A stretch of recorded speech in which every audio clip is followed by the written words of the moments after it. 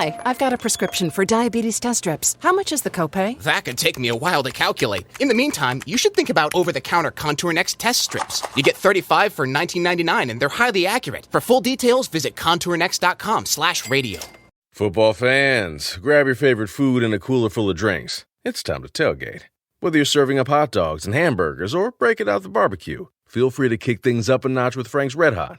And when you're looking to cool it down, reach for a nice cold Bud Light. The team's going all the way this year. Make sure you're there to cheer them on. And don't forget to fire it up with Frank's Red Hot and cool it down with Bud Light. Enjoy responsibly. Anheuser-Busch Bud Light Beer, St. Louis, Missouri.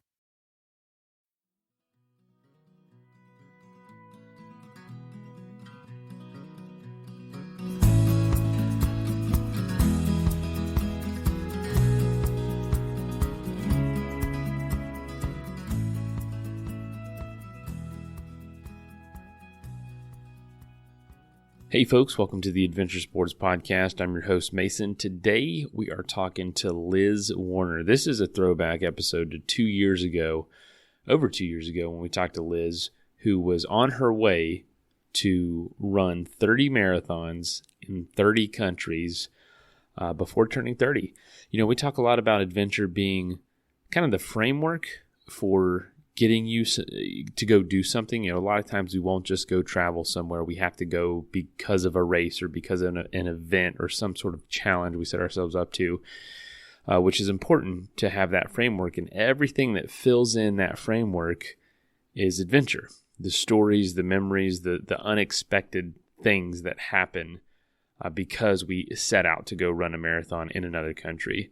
If you go out to have the stories, you might not have them. You got to have some sort of goal that all those stories can kind of attach to and hang on to. And a lot of times it's one of those goals that gets you out there in the first place. So I'm a huge fan of these kinds of concepts and these kind of challenges where you set this crazy goal and the stories and the things you walk away from an experience like what Liz has accomplished is it's not what you expect when you go into it. So that's what's so beautiful is a lot of the stories you're going to hear and a lot of the stories she will take away from this experience are obviously nothing she could actually prepare for. You don't know what's going to happen when you get out there, but she has done a really cool adventure, and we're going to revisit this a couple years later. So enjoy.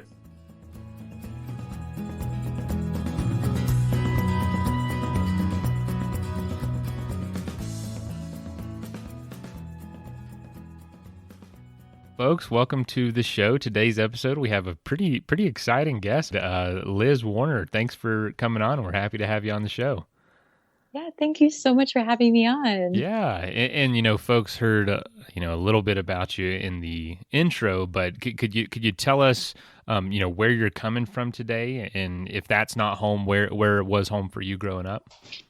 Of course. So I am now currently in Paris, where I've been based for the past 3.5 years. I grew up originally, I'm from Atlanta, Georgia.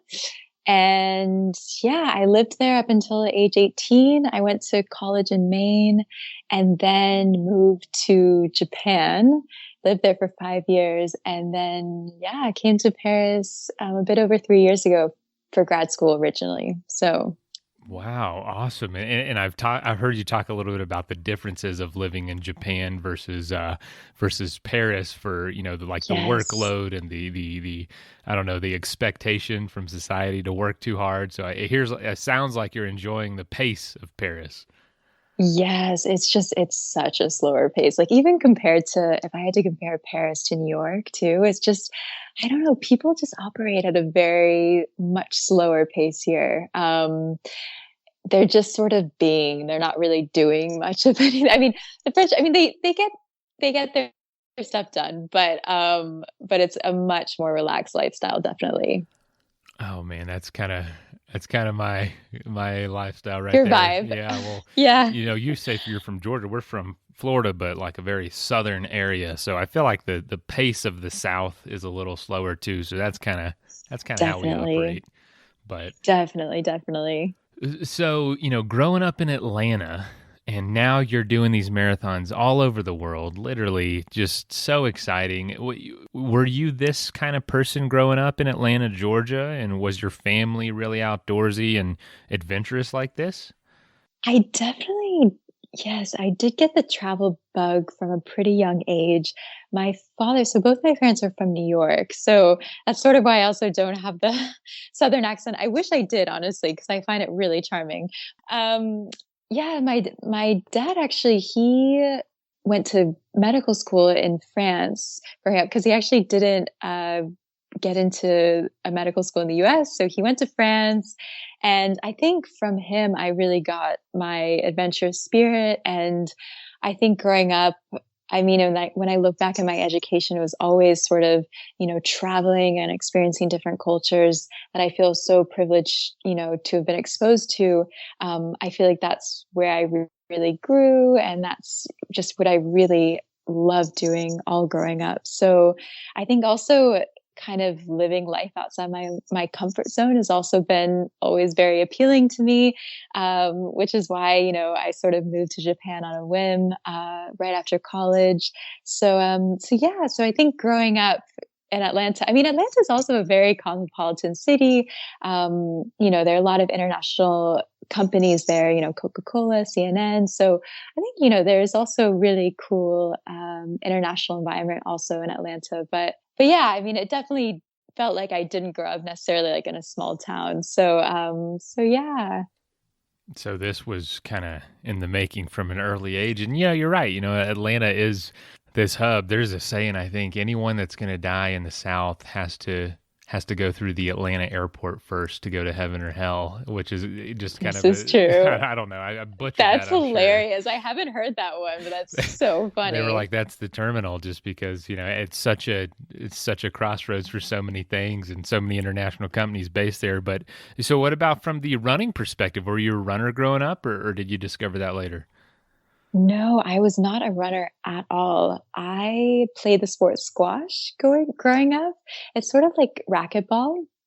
And that was honestly my life, even going into college. I played it also in college, and I didn't really pick up running. I did a half marathon my junior year of college, but again, it was never like I still didn't really consider myself a runner. My father passed away actually my senior year of college, and that's when I just became completely burned out with squash, quit it completely, and then moved to Japan. Was in a very weird, lost space, and my Japanese tutor at the time actually told me about this local marathon he was running. It was actually, it's funny, it's you must all obviously know about the big Tokyo Marathon, which is part of the 6 stars, I think. Mm-hmm. So this local race in Tokyo is actually for all of the Japanese who didn't get accepted into the actual official Tokyo Marathon. So he told me about this race, and I at the time I was actually planning on moving back to the US. I'd already been in Japan for almost a year. And I mean, I had 3 months to train for it. It was this amazing goal ahead of myself. And once I actually did, start training for this race, it just, running completely transformed my life. I, really became sort of this form of meditation for me, just this therapeutic outlet, especially going through this tough period, getting over or sort of grieving for my father's death. Yeah. And then I was just completely addicted to it after that first race. It is kind of a story we hear as folks finding that something like running after, having to grieve about something or having to get over some sort of obstacle, whether it's, some trauma in other ways or, like you said, but wow. And to do it in such a place that was, so new to you and still so, I don't know. Yeah, I'm sure it was a really hard adjustment just living over there. And like you said, the work environment's so strenuous, and this was your outlet. So did you start doing more after that, or was it kind of a slow climb into, essentially getting up to 30 almost now? Yeah. So after that first marathon in Tokyo, it's funny, during the race, of course, I was like, I'm never doing this ever again. Because it was also a tough race too. It was a very it was not very well organized, and there were no distance markers. And I was like, this is awful. Like, it was just it was a tough race. And, but yeah, so, as soon as I crossed the finish line, I just felt, I'd never felt such a boost of confidence. And it was funny, around the time that I ran this first marathon, I also happened to I met my now husband in a bar. So, very long story short, I was planning to move back to the US. I ended up staying in Japan. And, but I was since I was only really supposed to stay in Japan for a year, I was having some visa issues. And so it was a bit of a struggle, coordinating with my company to try to extend my visa. And I told myself, I was like, if I am able to pull this off and extend my visa, for a few more years, I would love to run the marathon in Seoul, South Korea, which was only maybe like 6 months, after my Tokyo marathon. And yeah, I pulled it off. I was able to stay in Japan and extend my visa and sign up for that second marathon. And from there, it just, running marathons just became synonymous with traveling, and especially going to different countries and being over there in Japan. I mean, Japan isn't super close to a lot of other Asian countries, but it's close enough where, you could spend maybe 3-4 days. And I really planned any trip, my one trip a year around that marathon and going and visiting that other country. So that's sort of how it all developed. And then 6 years after my first marathon, I was almost 10 marathons in. And that's when I came up with the idea of Run to Reach. It was actually during my honeymoon, and I was living in Paris, really not enjoying my job. I really almost had to give up running just because my working hours were pretty crazy. And I just needed a really big goal ahead of myself. Knew I really missed running and that I wanted to get back into it. And just the idea sort of popped in my head, almost like you see in cartoons. And I just decided to go for it. And then it obviously turned into a much bigger project when I added the charity component to it. And here we are now, like almost 28 marathons in. Yeah. Wow. So what did your husband say when your brand new husband after this? Was it like, hey, we're spending time together right now. Now you want to go do all these things around the world. Exactly. And the worst part is, so Mark, my husband, I planned to move to Paris much before he did, because I came here for school, and it took him almost a year and a half to find a way to transfer to the Paris branch of his company. And so right when he moved to Paris to finally be in the same city with me, I was like, cool, I'm going to leave for the next year and a half.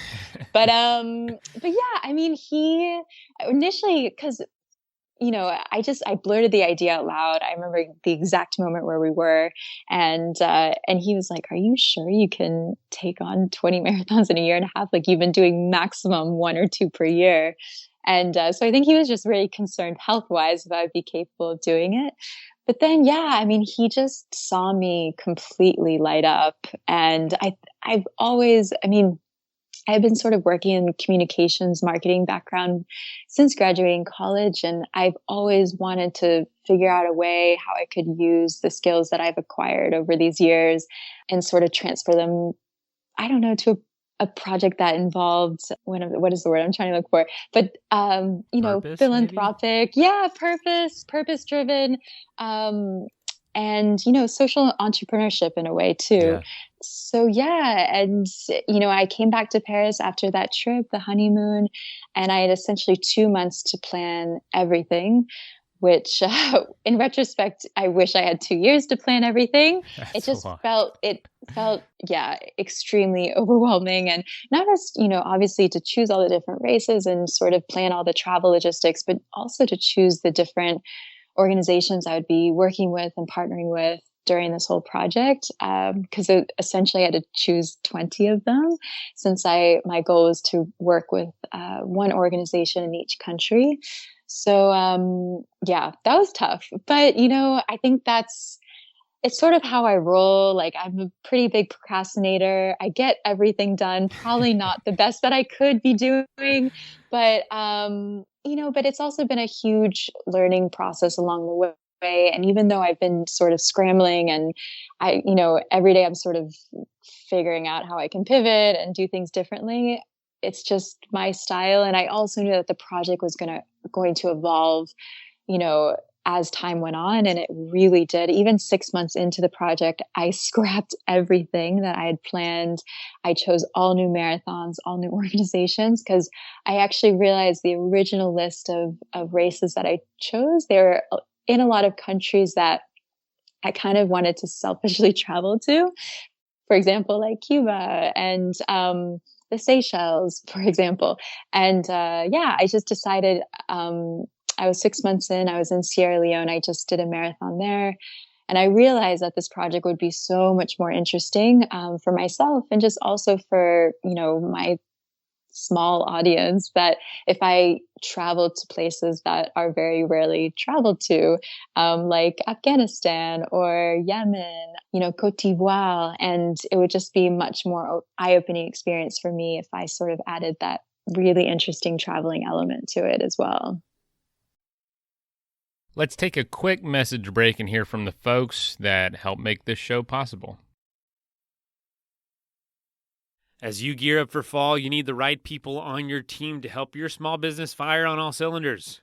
LinkedIn Jobs is here to make it easier to find the people you want to talk to faster and for free. That's my favorite part, by the way. I have personally used LinkedIn for my hiring experiences, and it's worked really well. Create a free job post in minutes on LinkedIn Jobs and reach a network of over 810 million people. And of those 810 million people, there are at least 40 million looking for jobs every single week. You can add the job, screen people, simple tools, easy to use, and quickly prioritize who's a good candidate and who isn't. And all this is why LinkedIn Jobs is rated number one in delivering quality hires versus leading competitors for small businesses. So if you're ready to find the right candidates fast and post your job for free, go to linkedin.com/ASP. That's linkedin.com/ASP to post your job for free. Terms and conditions apply.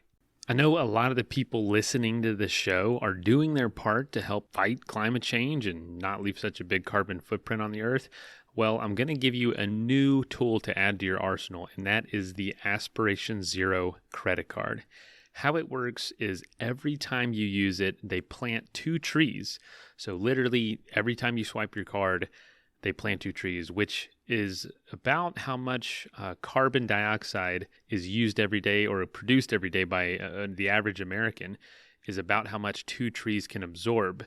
So what's really cool is you can rest assured every time you use it, they're planting 2 trees. And to date, they've already planted 75 million trees. So if you want to make your dollars make a difference, apply for the Aspiration Zero credit card today and earn a $300 bonus after spending $3,000 in the first 90 days. Apply now at aspiration.com/ASP to go carbon neutral effortlessly and earn a $300 bonus. Go to aspiration.com/ASP. The Aspiration Zero MasterCard is issued by Beneficial State Bank pursuant to license by MasterCard International Incorporated. Good credit required. Terms and conditions apply. That is plenty of that for now. Let's get back into the episode. That's awesome. I had no idea. I mean, you say you're a procrastinator, don't do things well. I'm looking at your website and like it's all so organized and it's just looks so clean. And I'm glad it looks like that. I'm like, wow, okay, here's the 30 marathons with all their associated nonprofits, and then you've got the 10 you did before, and it's like, oh, this is so easy to keep track of, but it just seems like you put this in place and hasn't changed or hasn't had to adjust at all. But so with these places, traveling to some of these more lesser traveled areas, have you noticed a difference in the way the marathons are done, or because they're all organized events, they're not just 26.2 miles you decide to run somewhere. It's an event that you participate in. Yes, correct. So it's funny. I feel like some of the very remote races that I've run, like I did one in Mongolia last August, and it was beautifully organized, and it was like in the most random spot, and it was actually a trail race, but it just like, I mean, there were amazing aid stations. It just was it was a local race. It wasn't even like international race organizers coming in. So that's what I loved that. And but yeah, I mean, there definitely have been some interesting race stories. Like I turned up for my race in Abidjan, Côte d'Ivoire, and it was 3 days before the race, and they told me flat out that they, all of a sudden decided that they were not going to allow women to run the full marathon distance that year. Oh, wow. So, and this was already after I had spent, almost 2 weeks in Côte d'Ivoire. Had been working with the organization and sort of trying to put together an awareness campaign about what they're doing. And so, it was like my final days in the country, and it was like, I have to run this race. So it was like this huge battle. And so, yeah, I mean, it was, there have definitely been some interesting race stories altogether, but overall, I would say that most of the races have been very well organized. And I mean, even the race in Afghanistan, there were only 15 international runners. The rest were local Afghan. I think there were even 50 Afghan women runners who did the race. So yeah, overall, I've been very impressed with the organization of all these races. It's just so, I've only watched marathons, never really participated in something like that. Been at the start lines of certain things, but not super familiar.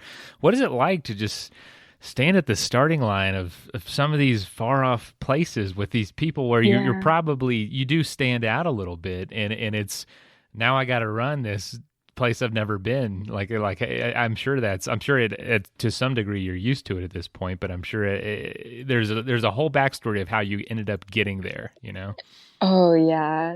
And I think what was honestly also a little bit tough about the past year and running all these races is just that they were often so close together. And so, I'd be spending 2 weeks in one country, and then all of a sudden I'd be like, in a completely different country, completely different environment the next week. And I think that sort of warps your perception of time. And I remember so often I would wake up in the middle of the night and I honestly couldn't even remember where I was, or, which country. Yeah. I mean, I'm sure absolutely you can relate. And, but yeah, I mean, I think this, especially the moment right before you start any race, it's just, no matter how many marathons or races you run, you always get that sort of tingling, nervous feeling. And I love just looking around and sort of seeing all the different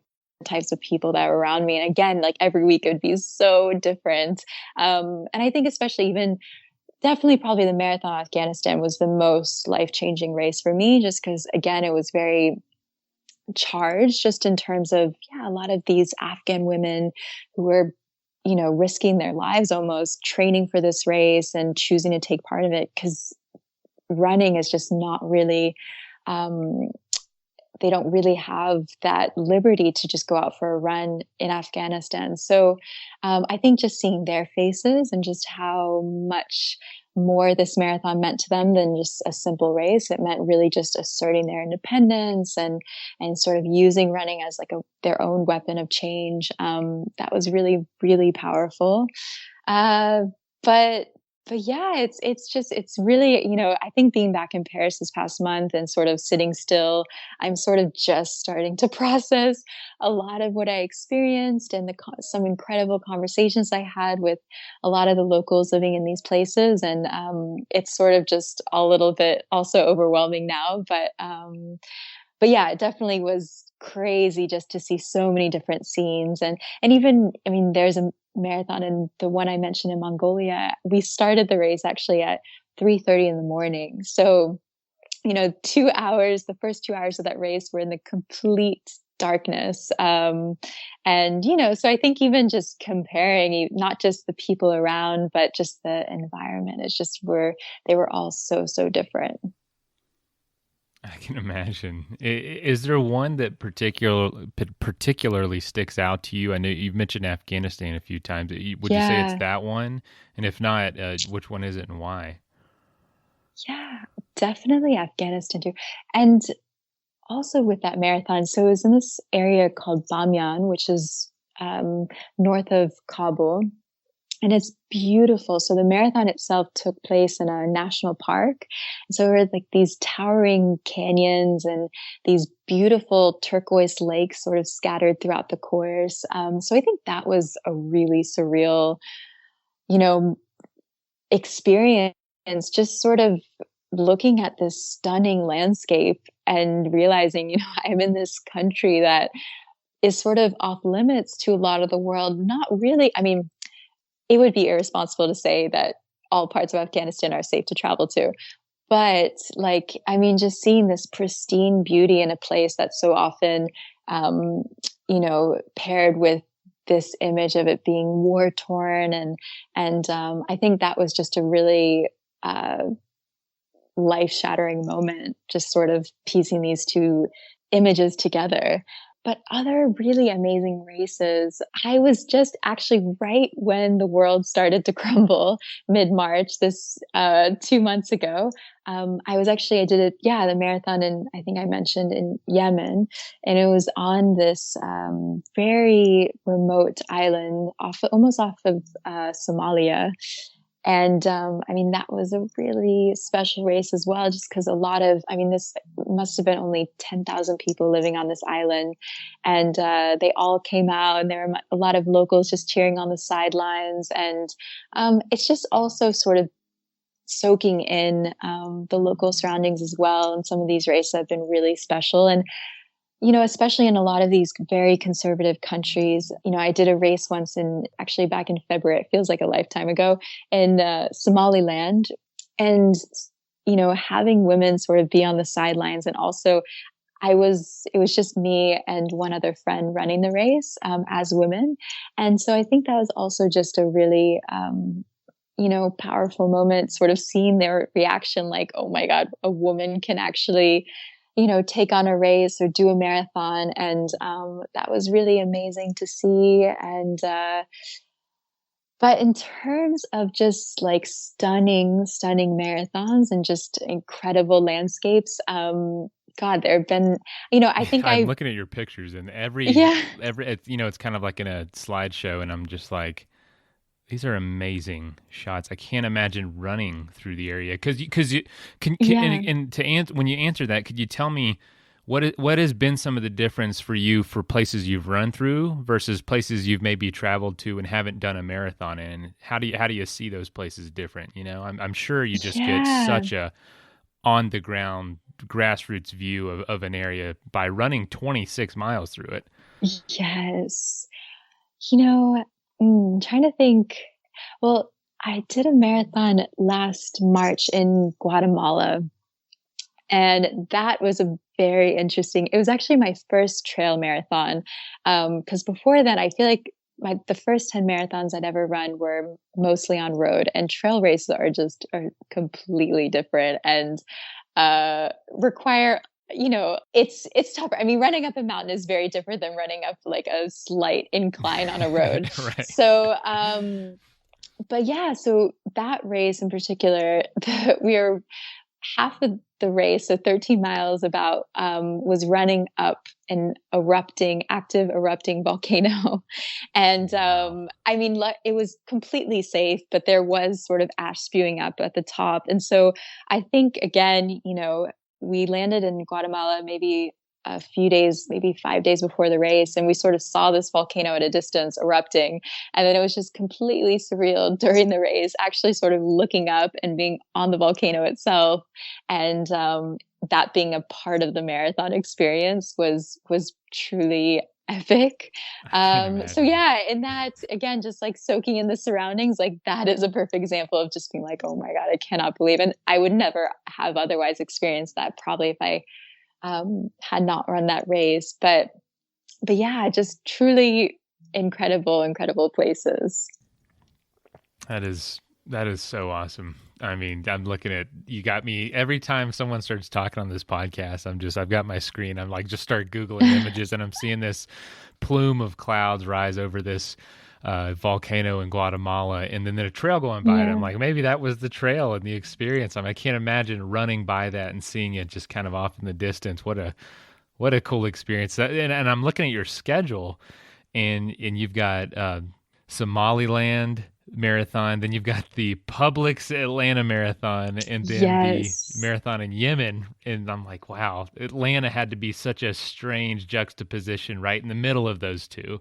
Absolutely. Yeah. It's, when I was creating the schedule, of course, so instead of the Atlanta Marathon, originally I was planning on doing this marathon in Siberia in Russia, which would have been amazing. And I still really want to do it. But this is when I sort of scrapped the original marathon plan. It was, even from a development perspective, it was actually quite hard to find a really interesting NGO that I wanted to work with there. Not that they don't exist, but it's just harder to work as sort of a I didn't speak Russian, and it was just a very remote location to find a cool organization to support. So yeah, and I found this incredible nonprofit in Atlanta called Back on My Feet.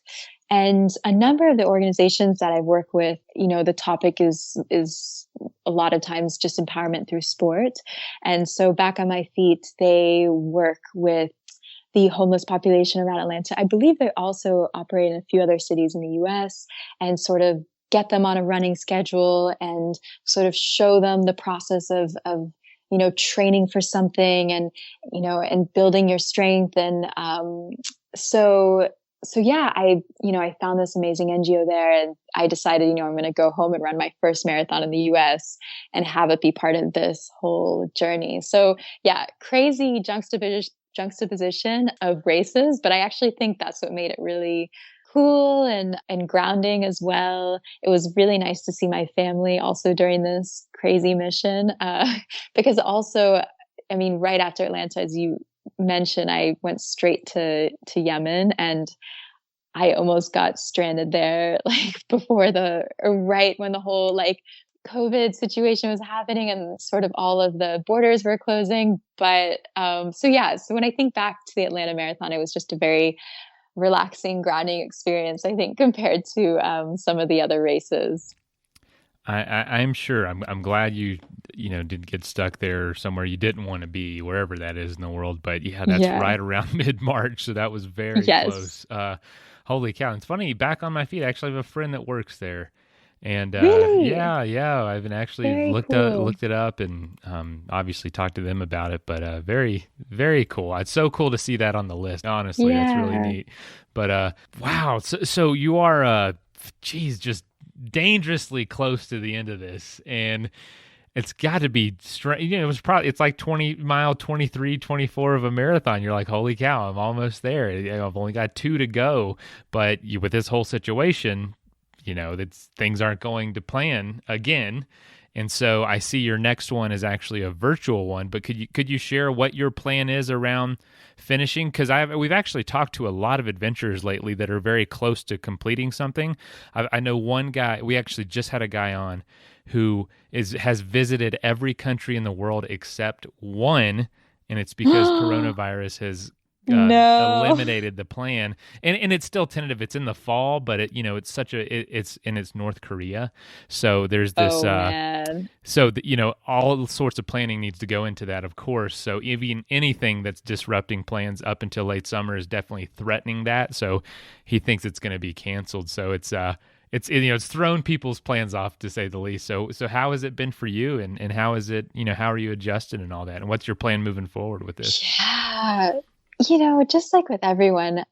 So originally, to the last 2 races, my 29th marathon was supposed to be in Greece. And then I actually had a TED Talk that was supposed to be a couple of weeks ago. So that's why I was going to stay more local. Oh, thankfully, it's not canceled. It's just postponed until September.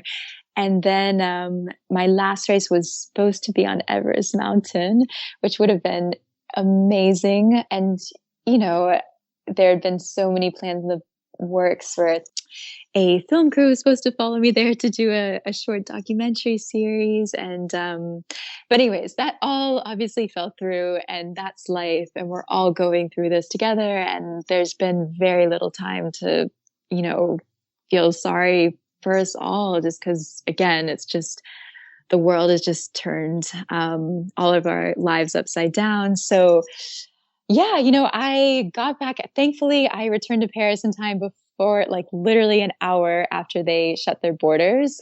I received a ton of messages from family and friends just being like, it's okay if you have to postpone your project. Everyone will understand. Like, who cares if you do it, if you finish it up in the fall. But I said, no. Like, I'm actually feeling very ready to wrap up Run to Reach. And I feel like there's this momentum now and this energy to keep pushing and to keep going.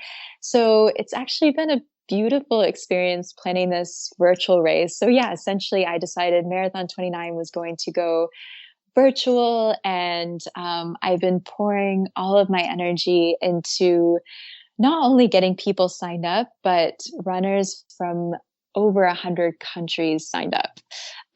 So that's been my really big goal, which has actually taken a lot of time to plan and just a lot of outreach and asking friends of friends if they could connect me to runners in these very random countries. So, but it's honestly, it's been a beautiful silver lining in this whole crisis period, just because, to be honest, I've found fundraising pretty difficult with my project, just because I've been fundraising since last January. And it's sort of like you reach this point where you can't really, it's hard to continue to keep asking people to donate. And with what's happening now with COVID-19, I'm actually, with this virtual marathon, fundraising for the WHO's COVID-19 response fund. So I'm really trying to tie in what's happening obviously now with my project, and just with, getting people involved with Run to Reach and getting them signed up to the race. It's definitely made fundraising a lot easier and a lot more fun. And it's just been amazing the past couple of weeks connecting with runners in Bhutan and Iran and Kuwait, truly like all over the world. So I actually feel very grateful, not grateful for COVID-19 happening, but, grateful for this opportunity to have come out of this whole situation now. Yeah, in a way, a blessing in disguise to connect with more people, maybe fulfill your goal even more so than if it would have stuck to plan. And that's kind of how life happens. And are you still keeping, I didn't realize your Everest marathon for your 30th was actually climbing Everest, correct? Not exactly. Okay. I wish I could say that. Okay. I thought you just mentioned that. I thought you said, I want to summit Everest. And I was like, holy cow, I didn't realize that's what it was. I'm sorry. Okay. I wish I was that fierce. I wish. No, it was, so the marathon itself, it was supposed to start at base camp. So we would hike to base camp and then the marathon would start from there. So not from the summit, still but incredible. Yeah. And I still really hope to do it. I mean, I'm still technically signed up, and so hopefully next year I can still do it. But with my 30th race now, I mean, so this virtual race will be number 29. I'm still unsure where my 30th marathon will be, just because, again, like even now, they still don't know if they're going to open the borders by beginning of June. So it's a little bit, it's a big TBD. But I have faith that something will work out, and it'll probably be a marathon I do on my own. But again, I think we can only do so much with the circumstance now. And I do feel very motivated to finish this project and to keep the momentum going now. So close. Wow. Well, can I ask you this? When do you turn 30? What day? Yes, I turned 30 on June 8th. June 8th. Yeah, almost, 4 weeks from now, about. So 4 weeks left. Is there something about 30 that either scares you or just sounds, some sort of, obviously the completion of your 20s, was that kind of just what was on the horizon for you when you planned this? So, it's really funny. I'm not a birthday person at all. Like, how certain people are just Oh, like you're talking crazy to about one. their birthday. I Really, you are? What? No, it's not birthdays. I love gifts. I really Okay. love my gifts on my birthday. That's hilarious. And I respect that. I really do. And it's funny, I think people like with this whole mission and with it sort of surrounding my 30th birthday, it's like everyone assumes that, I'm so scared of Yeah. this like looming birthday.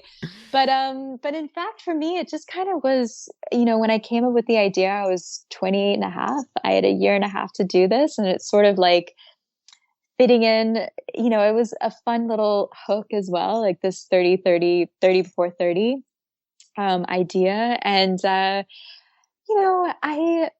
I feel very at ease with turning 30. Like, I think even the amount of like wisdom and experience that I've sort of gone through over the past year, I definitely feel more grounded going into this next birthday and just a lot more humbled by all of these experiences. So, but yeah, I mean, the whole idea behind 30 I mean, it will feel like a big birthday to me, obviously now with this whole project behind me. But yeah, it was never like this huge birthday that I was dreading from the beginning. Well, that's good. As much as I Yeah. do like my birthday, I'm not looking forward to my next. I actually turned 30 as well, June 20th this year. So No just a way. couple weeks after Wow. you. And so when I saw this idea and I was like, oh my gosh, I have to talk to you because, Yeah. And how are you it's feeling about looming. your 30th birthday? Do you Yeah. find it's looming for you? Yeah, I'll say 25 was hard for some reason. I was like, oh my gosh, I'm 25. I felt like I used to could lean on, oh, I'm just right out of college. I'm still figuring things out, or Yes. I'm traveling full Yes. time like I was doing when I met my wife. And yeah, it's been weird. It's been interesting. It feels like the 20s have lasted forever, honestly, which is great. But Yes. yeah, had some adventures planned for the day of, but those got canceled with the whole corona. But it's totally fine. Just like you, moving things to next year. But we're excited. My wife's a little older than me, and I don't let her forget it. So it's like, Yeah. oh, you've been 30. That's so Like it's funny. no big deal to Yeah. you. But Yeah. but no, that's too funny. I just thought, oh, this is such a cool thing to close out a decade and open up a new decade with. And so let me ask you this: if this is going to be, I mean, this is obviously just a huge project, a huge completion. Is there anything, Yes. and you might not even have time to do this, but is there anything on the horizon that you're kind of looking at beyond this for a project or something you want to turn this into, or just have a goal after this? Because that is something we talk about a lot too on the show. Is you complete a huge adventure, and it's like, Yeah. well, now what? You know? Yeah. I am only halfway to my fundraising goal. So I'm about a bit over 40,000, almost $45,000 raised over the past year. My goal originally was 100,000 because, the idea was to give, because I've been working with 20 organizations and to give a substantial amount to each at the end of this. So I still very much want to continue to, I mean, I'm fundraising has been a very hard part of this project, but I still really want to try to reach that goal. If that takes me 6 months or another year, like I still really be pushing for that. And it's still very unclear how I want to continue Run to Reach because I think, I don't want to let this whole project die. And, I don't really want to let it just be like a year and a half long adventure, but I just don't know quite yet how I want to let it evolve. And I think at this point too, what's been challenging about this project is that I've been sort of a one-man show. And I truly believe you can only do so much as one person.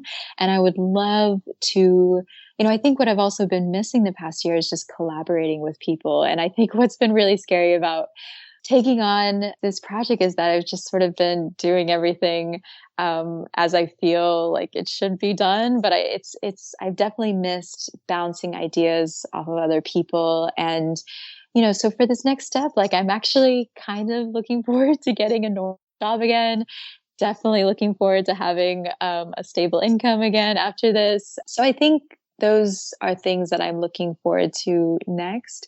But I definitely still, I am really looking forward to hopefully doing more public speaking, and through that, hopefully, I can extend my fundraising efforts. And I still definitely want to be working in this, in the development world to some capacity. I don't exactly know how yet. But yeah, and after Run to Reach, I've already signed up for a 100-kilometer race. That's in October. Oh, wow. It still hasn't been canceled yet. It's in Tunisia.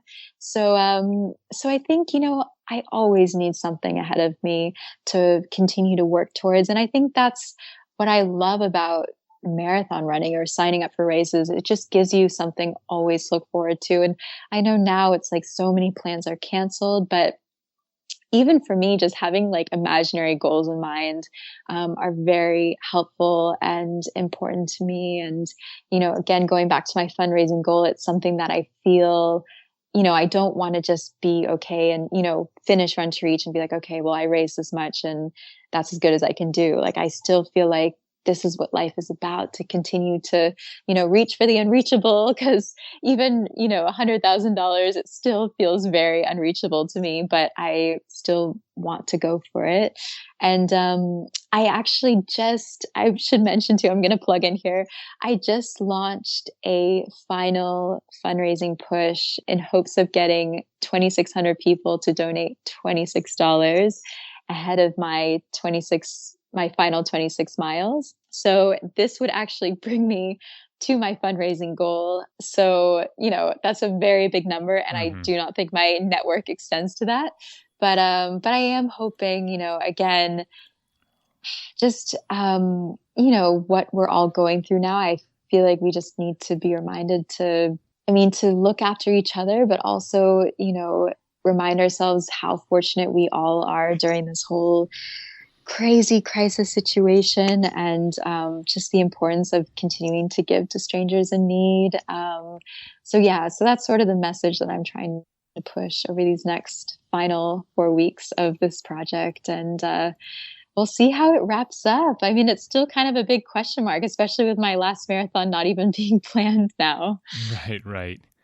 No, it's kind of wild, but you seem like the type of person that just kind of, lets things take their course in a lot of ways as well. There's a lot of hard work into it, but this idea seemed to happen organically in a lot of ways. And I think it's kind of moved in certain ways. And obviously with this whole situation, it's forcing all of us into certain criteria and certain directions. But, no, and with the fundraising, I definitely want to be encouraging to you. Fundraising's hard. It's the hardest thing I've ever done. And a lot of my trips have been in conjunction with fundraising, and it's just so hard to hit those goals. Way harder than the running is. And, oh my God, yes. But, at the end of the day, I always say, like, my last fundraiser, it hit like, maybe 30-40% of what I was shooting for. And it was like, you know what, that's thousands of dollars that wasn't there before. I set this arbitrary number in my head, and if I don't hit that, if I would have set it this much lower and I hit it, that just would have been what it is. But you shoot so high, and that's $40,000 these places didn't have before, and that's something to talk about. But I do encourage you to continue and to see where this leads. It's such a cool project, and oh, thank you. Yeah, so we'll be is the best place to follow you in the last few marathons, I guess, Instagram or your website. Could you share where folks can find out more and where they can donate as well? Of course. So yes, my Instagram, the project is, so it's at Run to Reach. So RUNTOREACH. I'm also on Facebook, Run to Reach. My website's runtoreach.com. So pretty consistent across all three. And so the donation page, I actually set up a separate GoFundMe page for this particular final fundraising push. And all that information is on my website, also on my Instagram as well. And I made a very fun campaign video. I put together a lot of content that I took from the past year to sort of show all of the cool places that I've been to and run in, and some of the organizations I worked with as well. So I encourage you to check that out as well. And yeah, thank you so much for your support. I'd also love anyone to join for the virtual race. Again, it's you choose your distance. I want this race is really meant to be as inclusive as possible. And, it's turning out to be such a really cool global run. That's awesome. And when is it? It's taking place on May 24th, correct? Correct. Yeah. Okay. Yeah. Awesome. That is exciting. I want to see if my wife and I will be interested. We got a track near our house. Please. I'm not much of a runner, honestly, but we can, she runs every day. So, maybe I'll get out there with her, but no, this is great. Coming from another, a fellow going on 30-year-old, this is very inspiring, very exciting, and definitely gets me excited to try to muster something up before the next month and do something that's meaningful like this. So thank you. And thank you for sharing your story and your journey, Liz. This is really cool, really great idea, and congratulations on being so close to completing it. Oh, thank you so much, Mason, again for having me on. Yeah, and safe travels with everything. We'll be talking soon. Sounds good. All right. First of all, thank you so much for listening. It means the world to us that you choose to listen to this show. If you'd like to help us further, you can leave a review on iTunes, share us with your friends, your family. It goes a long way to growing the show. You can also support us financially through patreon.com/adventuresportspodcast. Link is in the show notes. And also, if you have an idea of who could be a good guest for the show, we're always looking for people to tell their story about the outdoors or adventure. So if you know someone, please reach out. Email us at info@adventuresportspodcast.com. And until then, get out there and have some fun.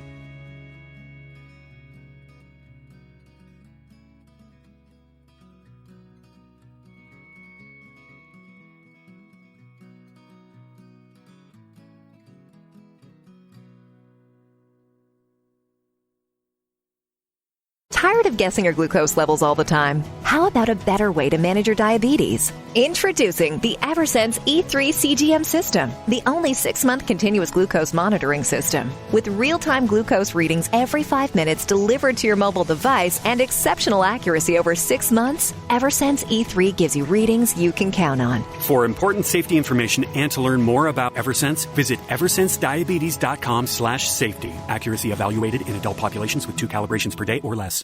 Football fans, grab your favorite food and a cooler full of drinks. It's time to tailgate. Whether you're serving up hot dogs and hamburgers or breaking out the barbecue, feel free to kick things up a notch with Frank's Red Hot. And when you're looking to cool it down, reach for a nice cold Bud Light. The team's going all the way this year. Make sure you're there to cheer them on. And don't forget to fire it up with Frank's Red Hot and cool it down with Bud Light. Enjoy responsibly. Anheuser-Busch Bud Light Beer, St. Louis, Missouri.